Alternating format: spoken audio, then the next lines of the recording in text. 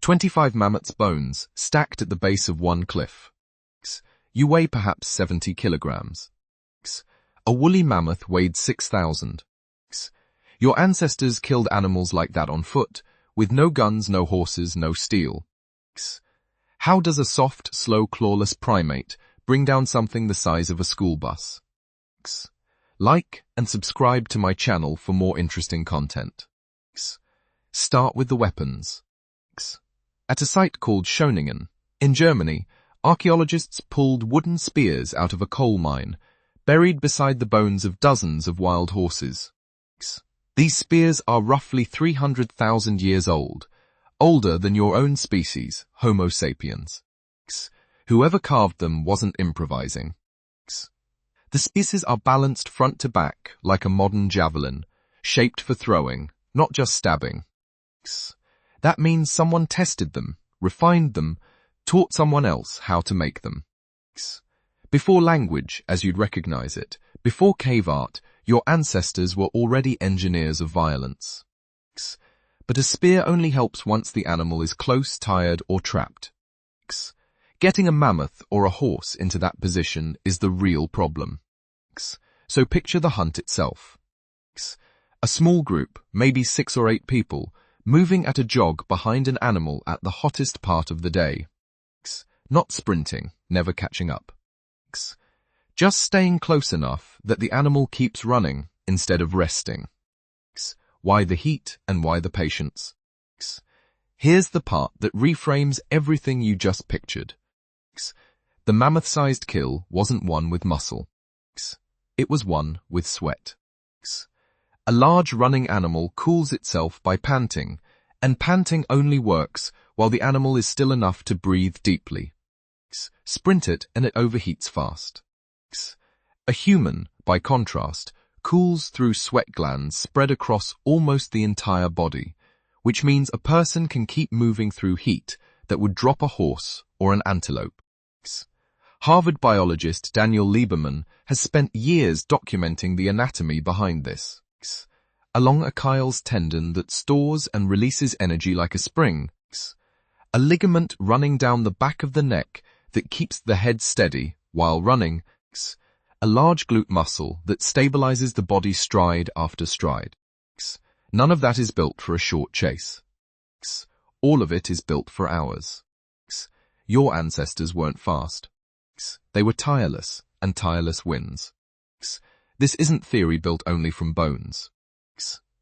Researcher Louis Liebenberg spent years in the Kalahari Desert documenting sand hunters performing exactly this technique on kudu antelope well into the 20th century, tracking hoofprints, reading which way the animal veered, running it down over 4, 5, 6 hours until the animal collapsed from heat exhaustion and could be killed with almost no risk at all. No ambush, no luck. Just a body that outlasts. But a kudu isn't a mammoth. So how did that same patience scale up to something the size of a bus, with tusks that could gut a person in one motion? The answer is that your ancestors stopped fighting the animal's body and started using the ground against it. At La Côte de Saint-Brelade, on the island of Jersey, excavators found enormous piles of mammoth and woolly rhinoceros bones packed at the bottom of a ravine, layer after layer, over thousands of years. The leading explanation is chilling in its simplicity.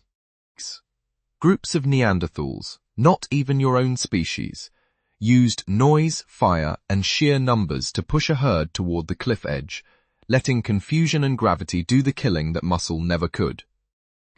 No one had to outrun a mammoth or outfight it. They only had to know the land better than the mammoth did, and pass that knowledge down. And once an animal that size was dead, a second problem began, one just as demanding as the kill. 6 tons of meat spoils fast, and hyenas and lions notice a carcass within hours. So the work didn't stop at the kill site, it sped up. Butchery, hauling, and hiding meat became a race against scavengers and rot, done by firelight, done together, because one person alone could not move a mammoth's shoulder even a few feet. That pressure may be exactly why the killing never stayed a one-time event.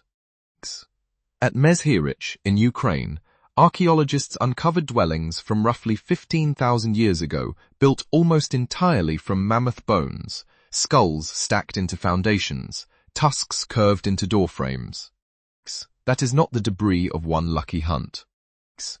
That is the residue of a sustained, repeated economy, generation after generation, of tracking, killing, and processing the largest land animals of the Ice Age. Killing a mammoth wasn't a myth passed around a fire. It was a job description. So what actually beat the biggest animals on Earth? Not claws, not speed. Not strength. Cooperation held together long enough to outlast a body that couldn't cool itself. On ground that had been scouted and remembered across years, the hunters themselves would never fully live to see.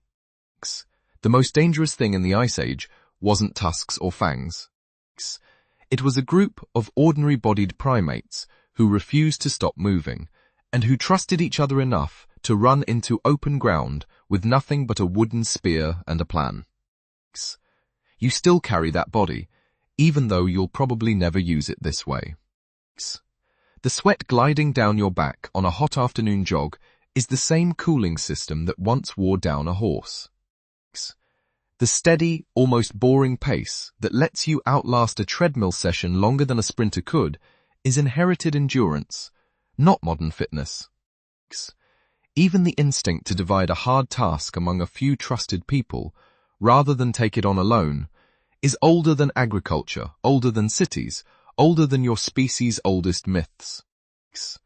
25 mammoths' bones still sit stacked at the base of that cliff. They didn't fall to strength. They fell to patience, teamwork, and a body built to keep going, one your own still remembers, every time you refuse to quit before something else does.